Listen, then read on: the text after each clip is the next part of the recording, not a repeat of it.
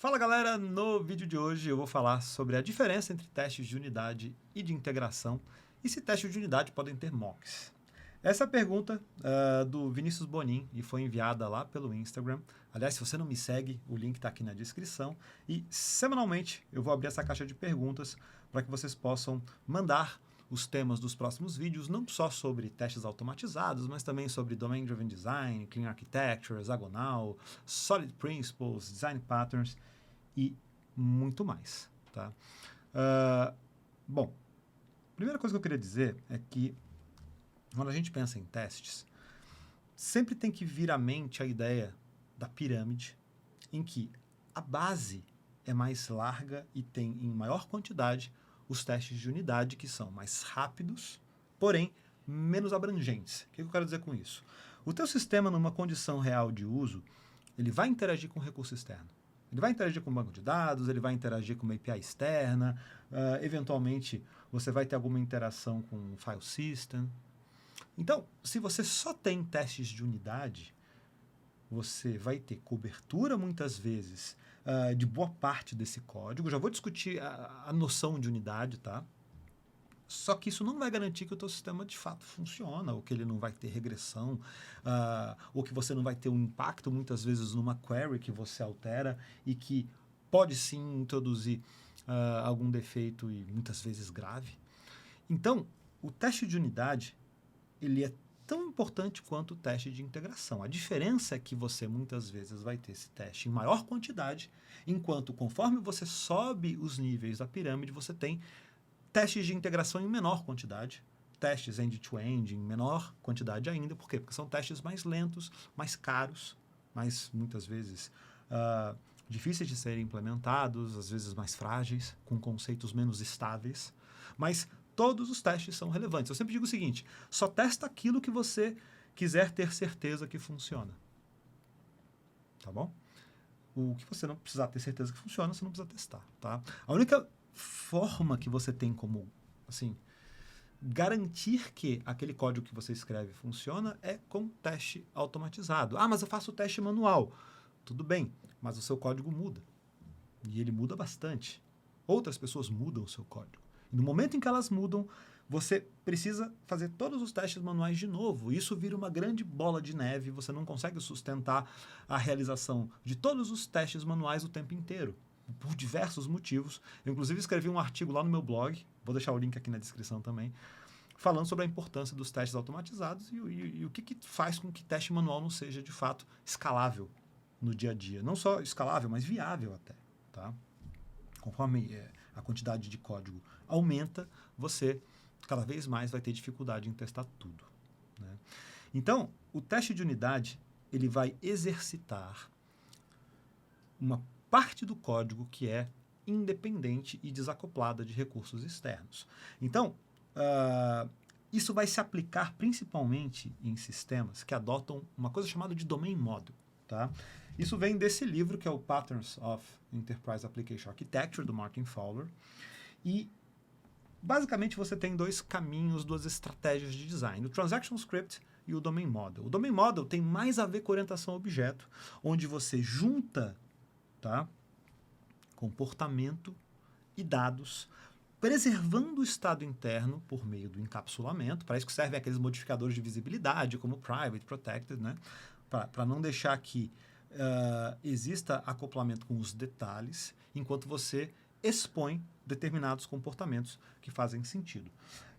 Isso faz com que você consiga distribuir bem complexidade em uma grande quantidade de objetos diferentes. É a proposta, inclusive, de Domain Driven Design, quando a gente pensa nos objetos de domínio, nos aggregates, nas entities, nos value objects. E aí você tem um sistema sem dúvida nenhuma, muito mais reusável, mais manutenível, mais estável, sob o ponto de vista de comportamento, só que requer mais maturidade para que seja implementado. Outro caminho é o que a gente chama aqui de Transaction Script, que é quando eu tenho um domínio anêmico, isso não é pejorativo, é simplesmente uma estratégia de design, e eu junto no mesmo bloco de código as regras de negócio e a interação com recursos. Não existe uma separação entre essas coisas. Né? E aí você vê aquele fenômeno de um service que chama outro service, que chama outro service e volta para o primeiro. E aí você começa a talvez misturar demais as responsabilidades e isso faz com que você tenha mais dificuldade para testar, nesse caso, somente por testes de integração. Mas voltando aos testes de unidade, né? Então, nos sistemas que adotam Clean Architecture, Domain Driven Design, que tem algum tipo de camada de domínio, lembrando que a arquitetura hexagonal não prevê necessariamente uma camada de domínio, então está muito mais para o DDD e para o Clean Arch, né? E aí você tem essas regras, então, independentes. Eu tenho o cálculo da distância entre duas coordenadas, eu tenho, de repente, as regras de mudança de estado de um pedido, eu tenho validação de determinados campos, como um CPF, um CNPJ, tudo isso são regras independentes. Você vai ter testes de unidade nessas regras com uma grande quantidade de cenários. Você já pensou a quantidade de cenários para um teste de um simples CPF? Tem vários cenários ali. Você tem CPF com o dígito errado, você tem CPF com menos caracteres, com mais caracteres, você passa uma string vazia, você passa um null. Você tem vários cenários possíveis. Dentro dos CPFs ainda inválidos, você vai ter CPF em que todos os dígitos são iguais. Considerando o dígito verificador, você pode ter o 0 e um número diferente de 0, né? Um número diferente de 0 e 0, 0 e 0. Você muda a regra de negócio. Então, assim, você vai exercitar uma grande quantidade de cenários diferentes quando a gente pensa num nível de unidade, porque eles são muito rápidos. Quando você vai para um teste de integração, você já está subindo na pirâmide. Aí, poxa, mas o que é um teste de integração? É mais nebuloso o conceito, porque normalmente você tem a integração entre mais de uma camada, entre mais de uma responsabilidade. E não quer dizer que sejam só duas. Quando a gente pensa em Clean Architecture, você tem a camada de use cases, que é responsável por orquestrar regras de negócio independente, que são as entidades, né, conforme o Robert Martin chama, mas também os recursos externos, por exemplo, por meio de um repository, de um gateway. Então, ali você vai ter, sem dúvida nenhuma, um teste de integração. Você tem essas responsabilidades diferentes sendo exercitadas. Mas nada impede que você vá mais para fora, para a camada de interface adapters, por exemplo, onde você tem lá um HTTP controller, e você teste diretamente nele, ele exercite o use case e também as entidades. Segue sendo um teste de integração. Então, repare que o teste de integração, ele normalmente vai abranger mais de uma camada, mas não necessariamente duas. Podem ser 3, 4, depende de como você estruturou o design da tua aplicação. Então, eles vão funcionar bem em conjunto. Existem partes do sistema que só vão conseguir ser testadas com testes de integração e outras com testes de unidade, e é justamente a junção deles que faz com que você tenha abrangência. Essa é a palavra-chave aqui principal, talvez. É ter a abrangência necessária para que você possa garantir que aquilo que você implementou funciona e segue funcionando. Agora, quando a gente fala em mock, que foi a segunda pergunta do Vinícius, né? Testes de unidade podem ter mocks? Testes de unidade, na minha visão, não precisam ter mocks porque você não tem o que mocar. Quando a gente fala em mock, é maneira de falar. Pode ser um stub, pode ser um mock, pode ser um fake, pode ser algum outro tipo de teste, double, test pattern. Depois a gente pode ter um vídeo discutindo somente essas diferenças, né, entre cada um deles, tá? Mas, salvo que você tenha, de repente, alguma deficiência de design, quando eu digo isso, assim, por exemplo, você tem uma data sendo definida dentro de uma determinada regra independente. E isso vai te levar a precisar de um stub, para que você possa arbitrar aquela data e fazer com que esse teste seja repetível. Tá? Então, lembra que um conceito muito importante de teste chama test first. First vem de fast, independent, repeatable, self-validating e timely. O repeatable é muito importante. Se eu rodar 10 vezes o teste, ele tem que dar 10 vezes o mesmo resultado. Se eu tenho um new date dentro de uma mudança de estado de uma entidade, eu não tenho controle sobre essa data. Aí indica um problema de design, que pode ser suprido por um stub, que é basicamente a sobrescrita deste comportamento. É como se o new date voltasse sempre à mesma data, porque você fez com que isso acontecesse por meio do stub. Mas não é muito normal ter essa necessidade, indica uma deficiência de design. Agora, no nível de integração, é perfeitamente aceitável e comum que você tenha a necessidade de contar com esses recursos. Porque, veja bem, você vai fazer um sistema de e-commerce que tem produtos em dólar para fazer o checkout em real. Você tem que saber a cotação do dólar. Só que ela muda a cada minuto. Então, você usa um gateway para que você possa acessar uma API externa que te retorna a cotação. Bom, se eu rodar 10 vezes o teste, vai dar 10 vezes valores diferentes, porque a cotação mudou. Então, é fundamental nesse caso que você, por exemplo, use um mock para que você defina, olha, sempre que eu fizer o checkout, a cotação do dólar deve retornar 3, ou 4, ou 5. E assim eu consigo ter a garantia que esse teste vai retornar sempre o mesmo valor. Então, no nível de unidade, não foi a pergunta do Vinícius nesse caso, mas no nível de unidade, não, de integração, é fundamental contar com esse tipo de recurso.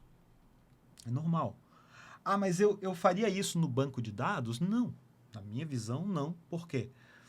Porque, para mim, quando eu estou fazendo um teste de integração, eu quero exercitar o banco de dados. Não precisa ser o banco de produção, não deve ser o banco de produção, porque é um banco normalmente muito grande, com uma indexação mais complexa, normalmente mais lento para diversas operações, mas você pode ter um banco em memória, um banco limpo, você tem várias outras opções para isso. Pode fazer um pipeline de continuous delivery que traga uma imagem do banco e carregue e rode o teste. Mas para mim, para que eu tenha abrangência, é fundamental que recursos como o banco de dados sejam testados no nível de integração, é a minha opinião. Agora, APIs externas, eu vou fazer, de repente, uma transação num gateway de pagamento. Não dá.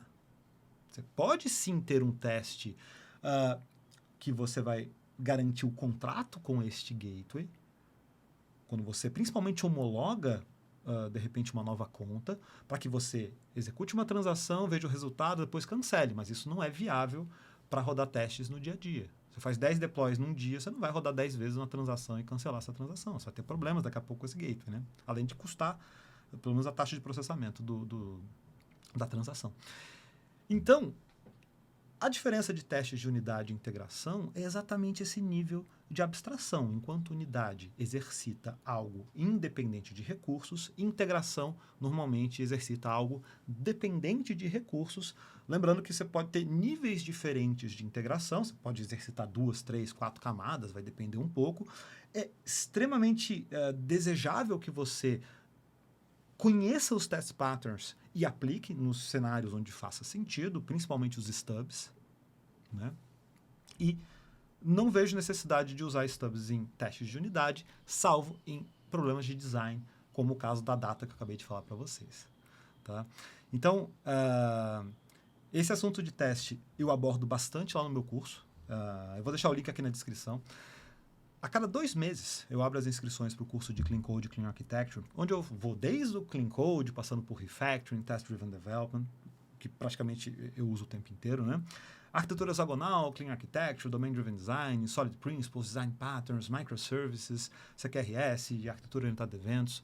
Então, durante 8 semanas, a gente tem essa experiência juntos, ao vivo, tirando dúvida, e a gente mergulha muito nesse assunto. Então, se você tem interesse, clica aqui no link da descrição, deixa o teu nome e e-mail, que eu vou te avisar assim que as inscrições forem abertas. Vai que você está vendo esse vídeo num momento em que a inscrição está aberta, mas se não, deixa o teu nome e e-mail que eu vou te avisar assim que abrir. Tá bom? Espero que tenham gostado do vídeo. Mandem perguntas lá pelo Instagram, porque eu vou filtrar essas perguntas e vou trazer aqui num vídeo possivelmente semanal. Tá bom? Então, te espero e até lá. Valeu!